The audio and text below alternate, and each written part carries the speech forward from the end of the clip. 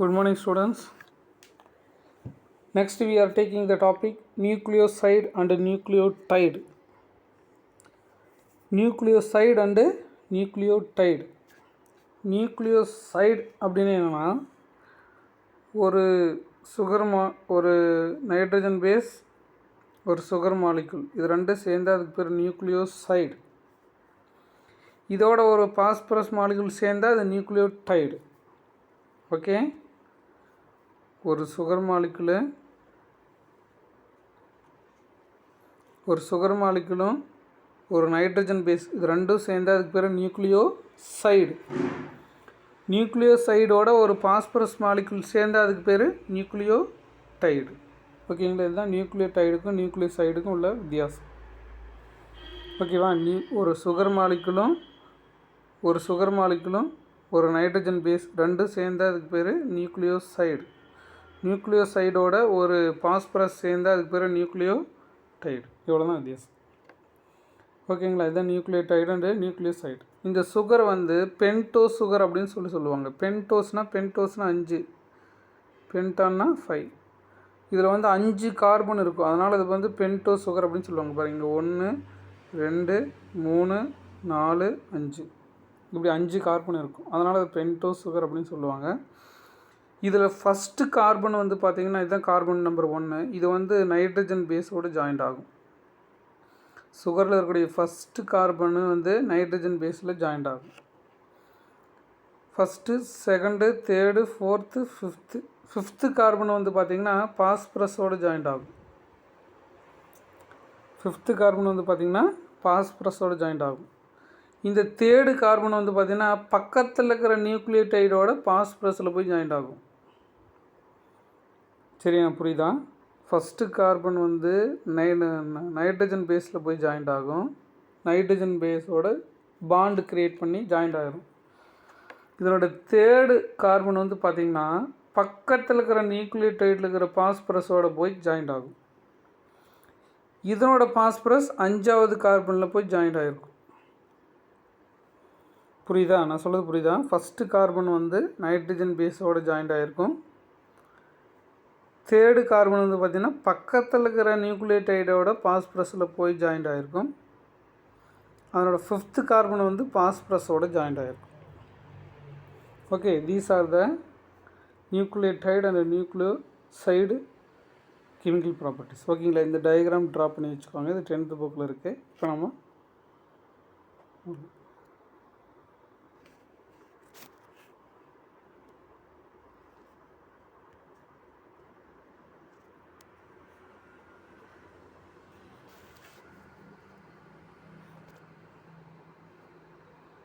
இப்போ பாருங்கள், nucleoside and nucleotide.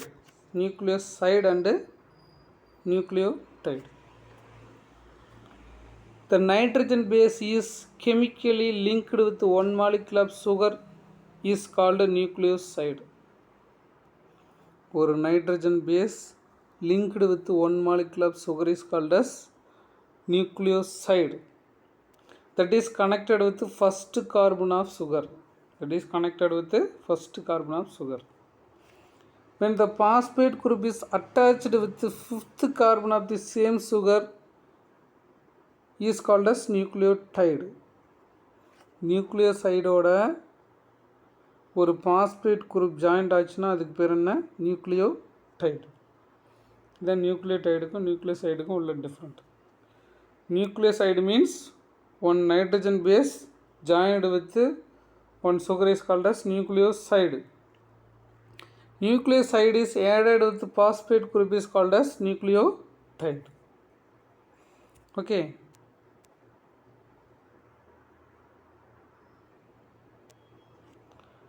The nucleotides are joined or polymerized condensation reaction form polynucleotide chains. ஒரு nucleotide, அப்புறம் இன்னொரு நியூக்ளியோடைடு இந்த மாதிரி இருந்தால் அதுக்கு பேர் பாலிநியூக்ளியோடைடு. பாலினா மோர். இப்படி நிறைய நியூக்ளியோடைட்ஸ் ஒன்றா சேர்ந்து கண்டன்சேஷன் அப்படின்னா ஒன்றா சேர்றது, டு ஃபார்ம் ஏ குரூப், இல்லைனா ஒரு குரூப்பாக சேர்ந்து பாலிநியூக்ளியோடைடாக பாலிமரைஸ்டாக மாறுது. அதுக்கு பேர் polynucleotide chains. Many nucleotides are joined to form polynucleotide chains. The hydroxyl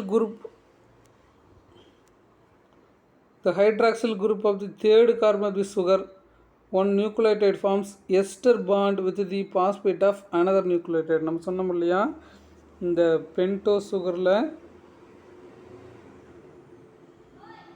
1 2 3 4 5 இதில் வந்து பார்த்திங்கன்னா ஃபஸ்ட்டு கார்பன் வந்து ஒரு நைட்ரஜன் பேஸில் ஜாயிண்ட் ஆகும். என்ன டியூஷனா? சரி இருங்க, கிளாஸ் முடிச்சுட்டு வந்துடுறேன். ஃபஸ்ட்டு கார்பன் வந்து ஒரு நைட்ரஜன் பேஸோட ஜாயிண்ட் ஆகிரும்.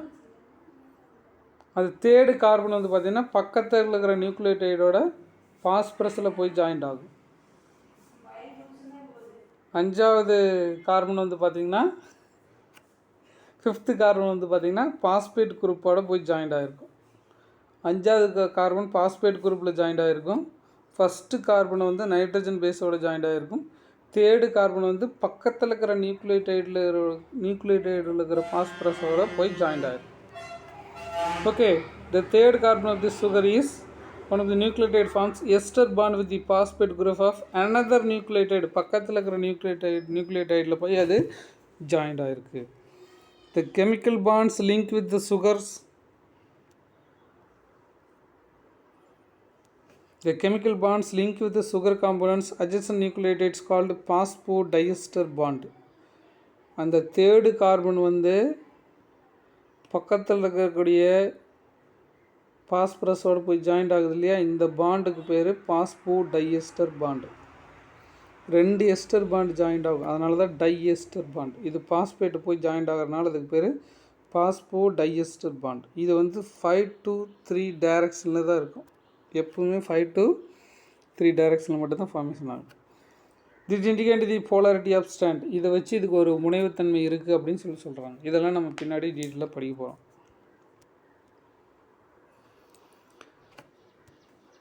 த end of the DNA or RNA is distinct. டிஎன்ஏவோட கடைசி பார்ட் வந்து பார்த்திங்கன்னா ஒரு முனைவுத்தன்மையோடு இருக்கும். சரி, இது டிஎன்ஏவோட கடைசி பார்ட். இந்த கடைசி பார்ட்டு இங்கே 5 எண்டுன்னு சொல்லுவாங்க, இங்கே 3 எண்டுன்னு சொல்லுவாங்க. சரி, இங்கே 5 எண்டாக இருக்கும், இருந்தால் இங்கே என்ன இருக்கும் 3 எண்டாக இருக்கும்.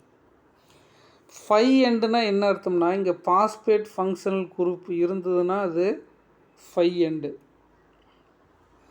இங்கே OH ஃபங்க்ஷனல் குரூப் இருந்தால் அது 3 எண்டு. ஓகே, டிஎன்ஏவோட எண்டில் பாஸ்பேட் ஃபங்க்ஷனல் குரூப் இருந்தால் அது 5'. டிஎன்ஏவோட எண்டில் OH ஃபங்க்ஷனல் குரூப் இருந்தால் அது 3'. ஓகே, இப்படி தான் ஆர்என்ஏவுக்கு டிஎன்ஏவுக்கும் சொல்லுவோம். அதோட எண்டை வந்து 5' அல்லது 3' அப்படின்னு சொல்லி மென்ஷன் பண்ணுவோம். அந்த எண்டில் பாஸ்பேட் ஃபங்க்ஷனல் குரூப் இருந்தால் அது 5', OH ஃபங்க்ஷனல் குரூப் இருந்தால் அது 3'. The 2 end is designated by the symbol of 5' and 3'. டிஎன்ஏவோட எண்டை வந்து நம்ம 5'ன்னு சொல்கிறோம், இன்னொன்று 3'ன்னு சொல்கிறோம். The symbol 5 refers to the carbon in the sugar which is phosphate functional group attached. அந்த லாஸ்ட்டில் பாஸ்பேட் ஃபங்க்ஷனல் குரூப் இருந்தால் அதை வந்து it called 5'. The symbol 3 refers to the carbon in the sugar which is hydroxyl functional group is attached. Hydroxyl functional group இருந்தால் அதை வந்து நம்ம 3' அப்படின்னு சொல்கிறோம். In DNA, every nucleotide residue has been an additional OH group in second position of the ribose. RNAல மட்டும் அதில் 2வது கார்பனில் ஒரு OH எக்ஸ்ட்ராவை ஜாயின் பண்ணியிருக்கும். டிஎன்ஏல இருக்காது. சரியா, டிஎன்ஏல இருக்காது. ஆர்என்ஏல மட்டும் it have additional OH group in second carbon position. Understanding the 5 to 3' direction of the nucleic acid is critical for understanding aspects of replication and transcription. Transcription, replication நடக்கிறதுக்கெல்லாம் மிக முக்கியமானது 5 3 சரியா. 5 3 வச்சு தான் டிரான்ஸ்கிரிப்ஷன், டிரான்ஸ்லேஷன், சரி ரெப்ளிகேஷன் எல்லாம் நடக்கும். சரியா, இது மாதிரி நடக்கிறதுக்கு வாய்ப்பே கிடையாது. நெக்ஸ்ட்டு டிஎன்ஏவோட structure. Based on the X ray diffraction, X ray ஃபோட்டோகிராஃபை வச்சு analyse of Maurice Wilkins, Rosalind Franklin, இந்த 2 சயின்டிஸ்ட்டு டிஎன்ஏவை ஃபஸ்ட்டு எக்ஸ்ரே ஃபோட்டோ எடுக்கிறாங்க. ஃபஸ்ட்டு டிஎன்ஏவை எக்ஸ்ரேவை எடுத்து டிஎன்ஏ இப்படி இருக்கும் அப்படின்னு சொல்லி எக்ஸ்பிளைன் பண்ணாங்க. The double helix model for DNA, இந்த மாயூரைஸ் வில்கின்ஸும் ரோஸ்லேண்ட் ஃப்ராங்க்லினும் டிஎன்ஏவை எக்ஸ்ரே எடுத்து கொடுத்தாங்க. இந்த எக்ஸ்ரேவை எடுத்து வச்சுக்கிட்டு ஜேம்ஸ் வாட்சன், ஃப்ரான்சிஸ் கிரிக், இவங்க 2 பேரும் சேர்ந்து 1953 double helix model for DNA, இதுதான் டபுள் ஹெலிக்ஸ், இது ஒரு ஹெலிக்ஸு, இது ஒரு ஹெலிக்ஸ், இந்த மாதிரி டபுள் ஹெலிக்ஸ் மாடலில் தான் டிஎன்ஏ இருக்குது அப்படின்னு சொல்லி ஃபஸ்ட்டு வாட்சன் கிரிக் 1953 ரிப்போர்ட் கொடுத்தாங்க. The highlight was the base pair between the 2 strands of the polynucleotide chains. இதில் நீங்கள் சொன்னதுலேயே ரொம்ப ஹைலைட்ஸு பாலிநியூக்ளியேட் சைன்ஸ்குள்ளே பேஸ் பேர்ஸ் இருக்கிறது தான். சரியா? என்னென்ன பேஸ் பேர்ஸ் இருக்குன்னா, டிஎன்ஏவில் பியூரின் அப்படின்னு ஒன்று இருக்குது. நைட்ரஜன் பேஸில் 2 டைப்ஸ், ஒன்று பியூரின், இன்னொன்று பைரிமிடின். பியூரின் அப்படிங்கிறது அடினைன் குவானைன், பைரிமிடின் அப்படிங்கிறது சைட்டோசின் தையமின். சரி, அடினைனுக்கு 2 பியூரின் இருக்குது, ஒன்று டிஎன்ஏக்கு 2 பியூரின் இருக்குது, ஒன்று அடினைன், இன்னொன்று குவானைன். 2 பைரிமிடின் இருக்குது, ஒன்று சைட்டோசின், இன்னொன்று தையமின். ஓகேவா? இதுதான் பேஸ் பேர்ஸ். அடினைன் ஒரு பேஸ் பேர்ஸ், குவானைன் ஒரு பேஸ் பேர்ஸ், சைட்டோசின் ஒரு பேஸ் பேர்ஸ், தையமின் ஒரு base pairs. This proportion was based on the observation of Erwin Chargaff rule. இதுக்குள்ளே பேஸ் பேர்ஸ் இருக்குது, அது எப்படி அமைஞ்சிருக்கிறதுன்னு எர்வின் ஜெர்காஃப் அப்படிங்கிற ஒரு சயின்டிஸ்ட்டு ஒரு விதியை கொண்டு வந்தார். அவர் என்ன விதியை ரூல் கொண்டு வந்தார்னா, அடினின் எப்போவும் தைமீனோடு தான் ஜாயிண்ட் ஆகும். அடினின் எப்போவும் தைமீனோட மட்டும்தான் ஜாயிண்ட் ஆகும். அடினைனுக்கும் தைமீனுக்கும் நடுவில் 2 ஹைட்ரஜன் பாண்டு இருக்கும் அப்படிங்கிறது விதி. இப்படி தான் இருக்குது. Adenine pair with thymine only, between the adenine guanine 2 hydrogen bonds present. இது ஒரு விதி. இது rule number 1. Next rule number 2, guanine எப்பவும் சைட்டோசினோட தான் இணையும். Guanine pair with cytosine only. In between the guanine and cytosine there are 3 hydrogen bonds available. குவானைனுக்கும் சைட்டோசினுக்கும் நடுவில் 3 hydrogen bond இருக்கும். இது விதி. இது விதி மாறி செயல்படவே முடியாது. ஓகே, நெக்ஸ்ட்டு அடினைனும் குவானைனும் எவ்வளோ நம்பர்ஸ் இருக்கோ அதே அளவுக்கு குவானைனும் சைட்டோசினும் இருக்கும். சப்போஸ் ஒரு 1000 அடினைன் குவானைன் இருந்துச்சுன்னா, அடினைன் சைட்டோசின் இருந்துச்சுன்னா 1000 குவானைன் சைட்டோசின் இருக்கும். மாறி மாறி மாறி மாறி வந்துகிட்டு இருக்கும். இது 3rd ரூல். இந்த மாதிரி ரூலில் வரிசையாக போய்கிட்டே இருக்கும்.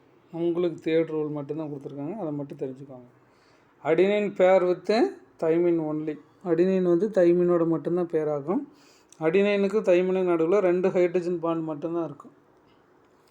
குவானைன் எப்பவும் சைட்டோசினோட தான் பேர் ஆகும். குவானைனுக்கும் சைட்டோசினுக்கு நடுவில் 3 ஹைட்ரஜன் பாண்ட் இருக்கும். How many number of adenine thymine is present equal to the presence of guanine cytosine? எவ்வளோ அடினைன் தைமின் இருக்கோ அதே அளவுக்கு குவானைன் சைட்டோசின் இருக்கும். ஓகே, பாருங்கள். Erwin Chargaff that adenine pairs with thymine. அடினைன் எப்போ தைமினோட தான் ஜாயிண்ட் ஆகும் with 2 hydrogen bonds. Guanine pair with cytosine with 3 hydrogen bonds. The ratio between adenine and thymine is and guanine cytosine is constantly equal. எவ்வளோ adenine thymine இருக்கோ அதே அளவுக்கு guanine cytosine இருக்கும்.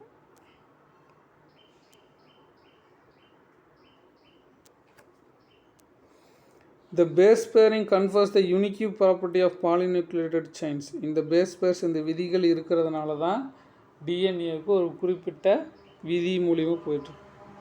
They are said to be complementary with each other.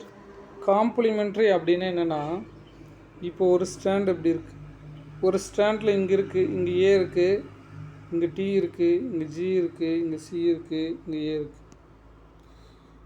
அப்போ இன்னொரு strand பக்கத்தில் வரும் இல்லையா, அதுக்கு என்ன இருக்கும், இங்கே ஏ இருந்தாங்க என்ன இருக்கும், அதுக்கு பேர் டி.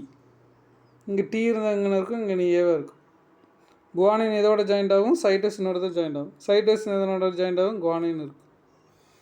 எடினைன் இதனோட ஜாயிண்ட் ஆகும், தைமினோட ஜாயிண்ட் ஆகும். இதுதான் காம்ப்ளிமெண்ட். இது இன்னொரு ஸ்ட்ராண்டு. ஒரு ஸ்ட்ராண்ட் இருந்துச்சுனாவே நம்ம இன்னொரு ஸ்ட்ராண்டு ஆட்டோமேட்டிக்காக ப்ரொடியூஸ் பண்ணிக்கலாம். இதுக்கு பேர் காம்ப்ளிமெண்ட்ரி. ஒரு ஸ்ட்ராண்டை வச்சு இன்னொரு ஸ்ட்ராண்டை நாம் க்ரியேட் பண்ணுறோம், அதுக்கு பேர் தான் காம்ப்ளிமெண்ட்ரி ஈச் அதர். ஒரு ஸ்ட்ராண்டுக்கும் இன்னொரு ஸ்ட்ராண்டும் காம்ப்ளிமெண்ட்ரியாக ப்ரெசென்ட்டாக இருக்கும். ஒரு ஸ்ட்ராண்டை வச்சு இன்னொரு ஸ்ட்ராண்டை ஆட்டோமேட்டிக்காக க்ரியேட் பண்ணுறோம். If the sequence bases of one strand, ஒரு ஸ்ட்ராண்டை வச்சு ஈஸ் நோன், ஒரு ஸ்ட்ராண்டை உனக்கு தெரிஞ்சிருச்சுன்னா then sequence of the other strand can be predicted, இன்னொரு ஸ்ட்ராண்டை நீ உருவாக்கி கொள்ளலாம். அதுக்கு பேர் தான் complementary. The salient features of DNA structure is already dealt in 11th. இதுக்கப்புறம் 11th நிறையா படிச்சிருக்கீங்க அப்படின்னு சொல்லியிருக்காங்க. Next topic RNA world. Next topic is RNA world. RNA world அப்படின்னா RNA பற்றி ஃபுல்லாக படிக்குவோம். RNA means ribonucleic acid. RNA means ribonucleic acid. RNA வந்து டிஎன்ஏவோட ரொம்ப டிஃப்ரெண்ட்டாக இருக்கும். அது எப்படின்னு சொல்லி பார்க்கலாம். A typical cells contains about 10 times more much RNA than DNA. ஒரு செல்லில் 20 மடங்கு RNA டிஎன்ஏவோட எச்சாக இருக்கும். ஒரு செல்லில் எது அதிகமாக இருக்குன்னா RNA தான் அதிகமாக இருக்கும். அது எவ்வளோ அதிகமாக இருக்குன்னா 20 மடங்கு அதிகமாக இருக்கும். The high RNA content mainly due to the variety of roles played in the RNA in the cell. இந்த RNAவுக்கு நிறைய ஒர்க் இருக்குது, ஏகப்பட்ட வேலை செய்யும் இந்த RNA. இந்த RNAலே 3 டைப் இருக்குது. அது ஒவ்வொன்றும் ஒவ்வொரு நிறைய வேலைகளை செய்யும். ஃப்ராங்கல், கான்ட்ராக்ட், சிங்கர் இவங்க 2 பேர் சேர்ந்து RNA is the genetic material. RNA containing virus is called tobacco mosaic virus. இவங்க 2 பேரும் RNA தான் ஜெனட்டிக் மெட்டீரியல் அப்படின்னு முதல்ல கண்டுபிடிச்சாங்க. DNA is the genetic material. DNA தான் பெரும்பாலும் எல்லா லிவிங் ஆர்கனிஸ்டும் ஜெனட்டிக் மெட்டீரியல். ஆனால் ஒரு சில வைரஸுக்கு RNA ஜெனட்டிக் மெட்டீரியலாக இருக்கும். Example AIDS virus, corona virus, இதுக்கெல்லாம் வந்து பார்த்திங்கன்னா RNA தான் ஜெனட்டிக் மெட்டீரியலாக இருக்கும். அதே மாதிரி டொபாக்கோ மொசைக் வைரஸ்னு ஒரு வைரஸ் இருக்குது, அதுலேயும் பார்த்திங்கன்னா RNA தான் ஜெனட்டிக் மெட்டீரியலாக இருக்கும். இது முதல்ல கண்டுபிடிச்சவங்க இவங்க 2 பேர், ஃப்ராங்கல், கான்ட்ராக்ட், சிங்கர், இவங்க 2 பேர் கண்டுபிடிச்சோன்னாங்க. And they are separated RNA from the protein of tobacco mosaic virus. இது RNA தான் இதுக்கு ஜெனட்டிக் மெட்டீரியலாக இருக்குன்னு சொல்லி முதல்ல அந்த வைரஸ்லேருந்து RNA பிரித்து எடுத்து கொடுத்தாங்க. 3 மாலிகுலர் பயாலஜிஸ்ட் ஏர்லி 1980 யாருன்னா லெஸ்லி ஆர்கில், ஃப்ரான்சிஸ் பிரிக், கார்ல் ஊஎஸ், இவங்க 3 பேர் சேர்ந்து RNA வேர்ல்டு அப்படின்னு ஒரு டாப்பிக்கை கொண்டு வந்தாங்க.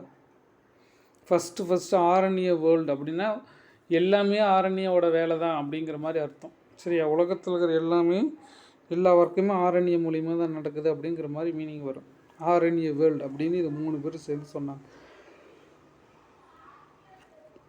The first stage of evolution of life stage in the RNA is catalyzed by all molecules necessary for the survival or replication. முதல்ல உயிரினங்கள் தோன்றும் போது RNA தான் ரெப்ளிகேஷன் எல்லா ஒர்க்கும் செஞ்சுது. அதுக்கப்புறம் தான் DNA வந்தது. சரியா, முதல்ல தோன்றும் உயிரினங்கள் எல்லாமே என்ன இருந்தது, RNA தான் ஜெனட்டிக் மெட்டீரியலாக இருந்தது. The term RNA world is first used by Walter Gilbert. இது 1 மார்க்கில் கேட்பாங்க. ஃபஸ்ட்டு RNA world அப்படிங்கிற டேர்மை கொண்டு வந்தவர் Walter Gilbert in 1986. The hypothesis RNA is first genetic material in the earth. இது என்ன சொல்லுதுன்னா, முதல்ல பூமியில் RNA தான் ஜெனட்டிக் மெட்டீரியலாக இருந்துச்சு. அதுக்கப்புறமா தான் DNA வந்து அந்த RNA ஓவர்டேக் பண்ணிட்டு போயிடுச்சு அப்படின்றது. There is now enough evidence, இதுக்கு நிறைய எவிடன்ஸ் இருக்குது. Suggest the essential process, life process such as metabolism, translation, splicing, இது எல்லாமே ஆர்என்ஏவில் தான் நடக்கும். சரி, டிஎன்ஏ வந்து ஜெனட்டிக் மெட்டீரியல் ஒர்க் மட்டும்தான் பண்ணணும், மீதி எல்லா ஒர்க்கும் செய்கிறது ஆர்என்ஏ தான். Evolved around RNA. இந்த மெட்டபாலிசம், டிரான்ஸ்லேஷன், ஸ்ப்ளைசிங், இது எல்லாமே யாரால் நடக்குது? ஆர்என்ஏவில் தான் நடக்குது. RNA has ability to act as both genetic material and catalyst. Catalystனா என்ஜைம்ஸ். ஆர்என்ஏ வந்து பார்த்திங்கன்னா ஒரு ஜெனட்டிக் மெட்டீரியலாகவும் ஃபங்க்ஷன் பண்ணும், ஒரு என்ஜைமாகவும் ஃபங்க்ஷன் பண்ணும். அதனால் வந்து ஆர்என்ஏ வந்து ஒரு நிலைப்புத்தன்மை இருக்காது. சரியா? அடிக்கடி சேஞ்ச் ஆகிரும். சரியா? அது ஒரு சில நேரத்தில் ஜெனட்டிக் மெட்டீரியல் இருக்கும், அப்புறம் என்ஜைமாக மாறிடும். There are several biochemical reactions of living systems are catalyzed by RNA. உடம்புல நடக்கக்கூடிய பல வேறுபட்ட வேதி நிகழ்ச்சிகள் எல்லாத்தையும் கண்ட்ரோல் பண்ணுறது RNA.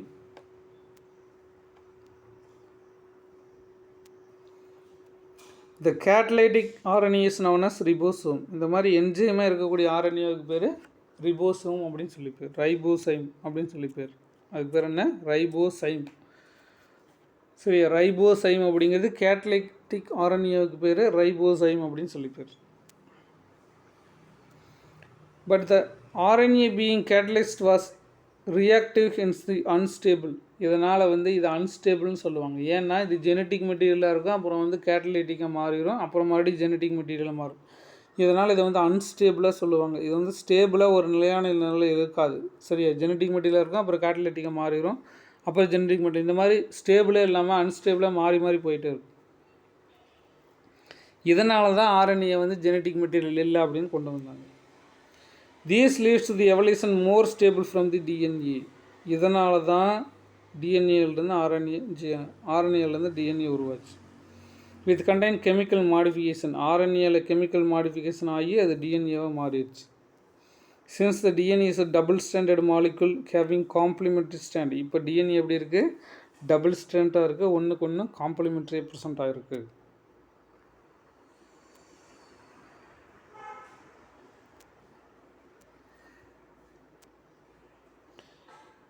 It has restricted changes by evolution process repair.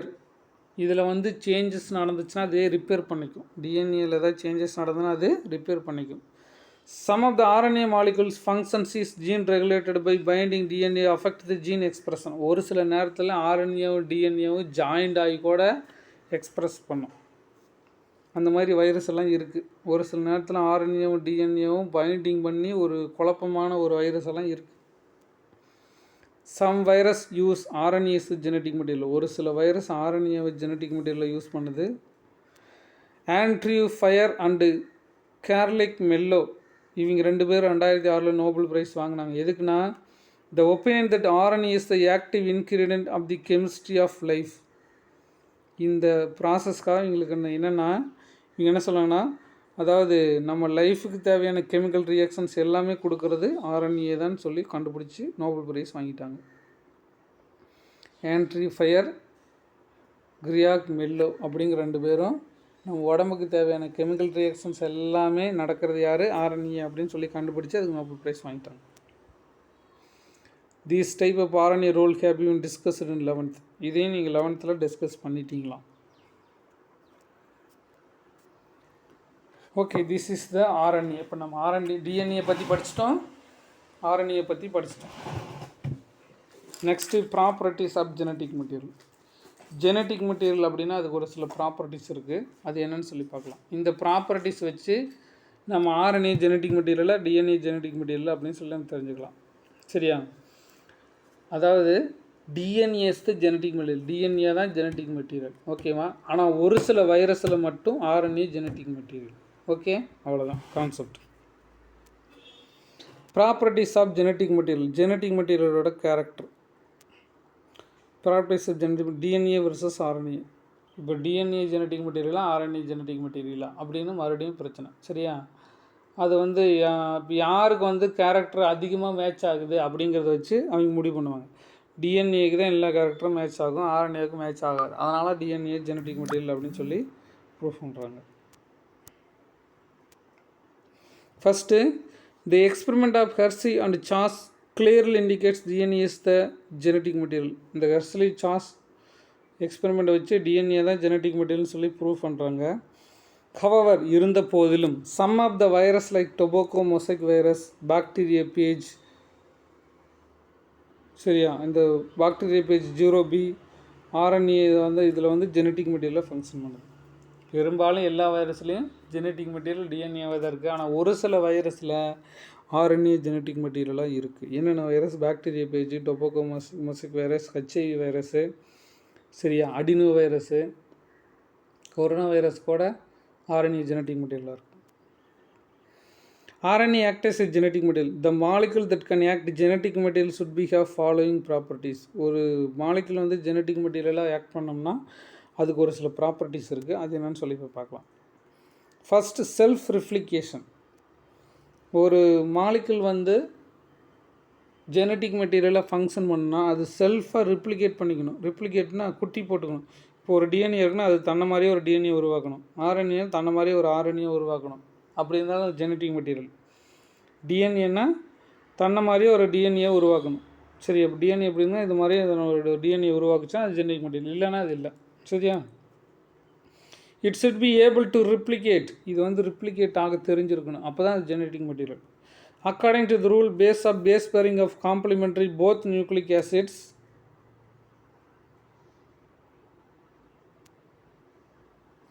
DNA RNA have ability to direct duplications. இது ரெண்டுமே ரிப்ளிகேட் ஆகும். டிஎன்ஏவும் ரிப்ளிகேட் ஆகும், RNAவும் ரிப்ளிகேட் ஆகும்.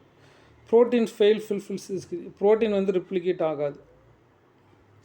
ப்ரோட்டீன் வந்து ரிப்ளிகேட் ஆகாது. ஓகேவா? டிஎன்ஏ ரிப்ளிகேஷன் ஆகும், RNAவும் ரிப்ளிகேஷன் ஆகும்.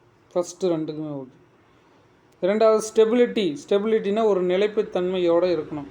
சரியா? ஸ்டெபிலிட்டினா ஒரு நிலைப்புத்தன்மை, நிலையான தன்மை டிஎன்ஏக்கு இருக்குது. ஆனால் RNAவுக்கு கிடையாது. RNA வந்து அன்ஸ்டேபிள்னு சொல்லி ஏற்கனவே படிச்சிட்டோம். இது ஒரு சில நேரத்தில் ஜெனட்டிக் மெட்டீரியலாக இருக்கும், ஒரு சில நேரத்தில் அது வந்து கேட்டலைட்டிக் ரைபோசைம் அப்படின்னு கேட்டலைட்டிக்காக மாறிடும். அதனால அது அன்ஸ்டேபிளாக இருக்குது RNA. It should be stable structural and chemically. ஸ்ட்ரக்சரலாகவும் கெமிக்கலாகவும் அது ஸ்டேபிளாக இருக்கணும். The genetic material should be stable enough not change with the different stages of life cycle like age with change in the physiological organisms. ஒரு genetic material அப்படிங்கிறது எந்த நேரத்துலையும் மாறுபடாமல் ஸ்டெபிலிட்டியோடு இருக்கணும்.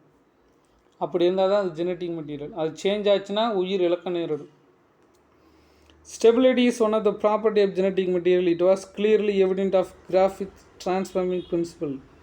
ஸ்டெபிலிட்டிங்கிறது ரொம்ப முக்கியமான விஷயம். இதில் எதை வச்சு தெரியும்னா கிரிஃபித் டிரான்ஸ்ஃபார்மிங் பிரின்சிபலில் நம்ம தெரிஞ்சுக்கிட்டோம். Heat killed bacterias does not destroy some properties of genetic material. சரியா? வெப்பத்தால் கொல்லப்பட்ட பாக்டீரியாக்கள் வந்து பார்த்திங்கன்னா ஒரு சில ப்ராப்பர்ட்டிஸை இழந்து விட்டது. அதனால் ஸ்டெபிலிட்டிங்கிறது ரொம்ப முக்கியம். DNA is the two strand being complementary if separated. அது டிஎன்ஏ எப்படி இருக்குன்னா இது ஒரு ஸ்டாண்டு, இது 5' 3'. இது ரெண்டை பிரிச்சிட்டோம்னு வச்சுக்கோங்க, மறுபடியும் அதுவும் ஒன்றா சேர்ந்துக்கும். இதை ஹீட் பண்ணோம்னா இது ஒரு ஸ்டாண்ட் ஆகும், இது ஒரு ஸ்டாண்டாகவும் பிரிஞ்சிடும். மறுபடியும் கூல் பண்ணோம்னா இது ரெண்டு தனியாக பழைய மாதிரி ஒன்றா சேர்ந்துக்கும். இப்படி இந்த மாதிரி கேரக்டர் அதுக்குள்ளே வேணும். சரியா? அப்படி இருக்கணும். இஃப் செப்பரேட்டட் அதுக்கு பேர் டீநேச்சர்ட் பை ஹீட்டிங். டிஎன்ஏ ஹீட் பண்ணோம்னா அது ரெண்டு ஸ்டாண்டு தனியாக பிரிஞ்சிடும். Come together ரீநேச்சுரேஷன். இது கூல் பண்ணோம்னா மறுபடியும் ரீநேச்சர் பழையபடியே ஸ்டாண்டாக ஒன்றோட ஒன்று பிணிஞ்சுக்கும். when appropriate condition is provided. எப்போ அதுக்கு தேவையான கண்டிஷன் கொடுத்தோம்னா மறுபடியும் ரெண்டு ஒன்றா சேர்ந்துக்கும். Further, 2 OH group is present in every nucleotide of RNA is a relative group of makes that RNA is liable easily degradable. இதில் RNAவில் 2 OH குரூப் அடிஷ்னலாக இருக்குது. 2வது கார்பனில் OH குரூப் அடிஷ்னலாக இருக்கிறதுனால இந்த RNA வந்து நிலைப்புத்தன்மையோடு இருக்கிறதில்ல. இது ஈஸியாக உடஞ்சி போயிடுது, ஈஸியாக அழிஞ்சு போயிடுது. It makes that RNA is liable அப்படின்னு நெகிழ்வுத்தன்மையோடு விச் ஈஸிலி டீக்ரேடபிள். RNA ஈஸியாக அழிஞ்சு போயிடுது. RNA is also known as catalytic and reactive. இது கேட்டலைட்டிக்காகவும் இருக்கும், ரியாக்டிவாகவும் இருக்கும், ஜெனட்டிக் மெட்டீரியலாகவும் இருக்கும். Hence the DNA is chemically more stable. அதனால் RNAவோட டிஎன்ஏ ரொம்ப ஸ்டேபிளாக இருக்குது. And chemically less reactive and compared with RNAவை கம்பேர் பண்ணுறப்ப டிஎன்ஏ ஸ்டெபிலிட்டி அதிகம், ரியாக்ஷனும் அதிகம். அதனால் ஆர்என்ஏ தான் ஜெனட்டிக் மெட்டீரியல்னு சொல்கிறோம். இரண்டாவது டிஎன்ஏவுக்கு ஆர்என்ஏவுக்கு என்ன வித்தியாசம்னு சொல்லி காட்டிங்கன்னா, டிஎன்ஏவில் அடினைன், குவானைன், சைட்டோசின், தைமின் இருக்கும். ஆர்என்ஏவில் அடினைன், குவானைன், சைட்டோசின், யுராசில் இருக்கும். தைமினுக்கு பதிலாக யுராசில் இருக்கும். தைமின் இருந்தால் அது டிஎன்ஏ, யுராசில் இருந்தால் அது RNA. The presence of thymine is instead of uracil. ஆர்என்ஏவில் தைமினுக்கு பதிலாக யுராசில் இருக்குது. DNA conforms the additional stability of DNA. டிஎன்ஏவில் தைமின் இருக்கிறதுனால ஸ்டெபிலிட்டி அதிகமாக இருக்குது. ஆர்என்ஏவில் யுராசில் இருக்கிறதுனால ஸ்டெபிலிட்டி கம்மியாக இருக்குது. ஸோ இந்த இடத்துல DNA is the genetic material அப்படின்னு சொல்லி ப்ரூவ் பண்ணுறோம். Next information storage. ஒரு ஜெனட்டிக் மெட்டீரியல் அப்படின்னா அந்த உயிருக்கு தேவையான எல்லா இன்ஃபர்மேஷனும் ஸ்டோரேஜ் ஆகிருக்கணும். அப்படி இருந்தால் தான் அது genetic material. It should be able to express itself from Mendelian characters. மென்டலின் விதிகளின் படி அந்த கேரக்டர் எல்லாத்தையும் ஜெனட்டிக் மெட்டீரியல் ஸ்டோர் பண்ணி வச்சுருக்கணும். அப்போ தான் அது வந்து ஜெனட்டிக் மெட்டீரியலில் கன்சிடர் பண்ண முடியும். RNA can directly code the protein synthesis, can easily express these characters. RNA வந்து புரோட்டீன் உற்பத்தி பண்ணும், கேரக்டரையும் வெளிப்படுத்தும். DNA however depending on the RNA for synthesis and proteins. DNA உற்பத்தி பண்ணுறதுக்கு RNA வேணும். சரி, DNA ரெப்ளிகேஷன் நடக்கிறதுக்கு, ப்ரோட்டீன்ஸ் வந்து நடக்கிறதுக்கு RNA வேணும். Both DNA and RNA can act as genetic material. DNAவும் RNA ரெண்டுமே ஜெனட்டிக் மெட்டீரியல் ஆக்ட் பண்ணும். But DNA being more stable stores genetic information than RNA transfers genetic information. ரெண்டுமே genetic மெட்டீரியலில் function பண்ணாலும் RNA விட DNA அதிகப்படியான மெட்டீரியலில் store பண்ணி வச்சுருக்குது, அதிகப்படியான கேரக்டர் ஸ்டோர் பண்ணி வச்சுருக்கு, அது ஈஸியாக வெளிப்படுத்துது. சரி, அப்போது RNAவோட DNA பெட்டராக ஃபங்க்ஷன் பண்ணுது. Next variation. ஒரு ஜெனட்டிக் மெட்டீரியல்னால் கண்டிப்பாக வேரியேஷன் வரணும். சரியா, வேரியேஷன் வரணும், அதை ட்ரான்ஸ்மிட் பண்ணணும். அதுக்கு பேர் தான் ஜெனட்டிக் மெட்டீரியல். மியூட்டேஷன் நடந்ததுன்னா அதுக்குள்ளே வேரியேஷன் வந்துடணும். It is should be able to mutate. இது வந்து மியூட்டேஷன் நடக்கிற மாதிரி இருக்கணும். Both DNA and RNA able to mutate. Mutation டிஎன்ஏக்குள்ளே நடக்கும், RNAக்குள்ளே நடக்கும். RNA being unstable mutates at faster rate. டிஎன்ஏவோட RNAவில் மியூட்டேஷன் ரொம்ப ஃபாஸ்ட்டாக நடக்குது. தஸ் வைரஸ் கேவிங் RNA genome shorter life span and can mutate is evolve fast. அதனால் RNAவை ஜெனட்டிக் மெட்டீரியலில் கொண்டு வரக்கூடிய வைரஸ் ஈஸியாக மியூட்டேஷன் ஆகி போயிட்டே இருக்கும், அப்டேட் ஆகிட்டே இருக்கும். அதனால தான் கொரோனா வைரஸ் அப்டேட் ஆகிட்டே இருக்குது. ஓகேவா, இந்த சார்ஸ் வைரஸ், கொரோனா வைரஸ், சரி, அந்த வைரஸ் எல்லாம் RNA ஜெனட்டிக் மெட்டீரியல் சேர்ந்தது. இந்த RNA இருக்கிறதுனால அது வந்து ஒரு நிலையான வடிவத்திலேயோ ஒரு நிலையான ஜெனட்டிக் மெட்டீரியலே இருக்காது. ஒரு மாதத்தில் அது வந்து அது மியூட்டேஷன் ஆகி அடுத்த வெர்ஷனுக்கு போயிடும். சரி, அந்த மாதிரி தான் இந்த கொரோனா வந்து இந்த மாதிரி 7-8 வெர்ஷன் தாண்டி இப்போ போயிட்டுருக்கு. The above discussion indicates both DNA and RNA can function as genetic material. இப்போ மேற்கொண்ட டிஸ்கஷன் மூலிமா டிஎன்ஏவும் RNA ரெண்டுமே ஜெனட்டிக் மெட்டீரியலில் ஃபங்க்ஷன் பண்ணுது. DNA is more stable. DNA ரொம்ப ஸ்டேபிளாக இருக்குது and preferred for storage of genetic information. DNA வந்து ஸ்டெபிலிட்டி அதிகம், இன்ஃபர்மேஷன் ஸ்டோரேஜ் அதிகம். அதனால தான் டிஎன்ஏ ஜெனட்டிக் மெட்டீரியல்னு சொல்லி எல்லோரும் அக்செப்ட் பண்ணிக்கிறாங்க. Okay, I hope every student should be understand. இந்த வீடியோ 2லேருந்து ஒரு 3 டைம் பாருங்கள், அப்போ தான் புரியும். இந்த லெசனே கொஞ்சம் டஃப்பாக தான் இருக்கும். 2லேருந்து 3 டைம் பாருங்கள். பார்த்துட்டு வேறு எதாவது டவுட்னா என்கிட்ட கேளுங்க, நான் உங்களுக்கு எக்ஸ்பிளைன் பண்ணுறேன். Okay, thank you students. Let us meet next topic.